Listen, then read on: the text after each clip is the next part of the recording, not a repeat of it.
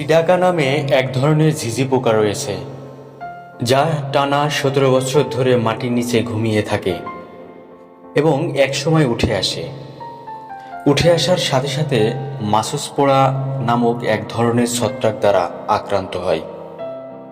এই ছত্রাকের ফলে তাদের তীব্র যৌন আকাঙ্ক্ষা বাড়ে এবং 4 থেকে 5 সপ্তাহ ধরে টানা যৌন মিলন ঘটায়। স্ত্রী সিডাকা ডিম পাড়ে, তারপর তারা সবাই মারা যায়, কারণ মাসুসপোরা ছত্রাকের সংক্রমণের ফলে তাদের শরীরের ত্বক খসে পড়তে থাকে।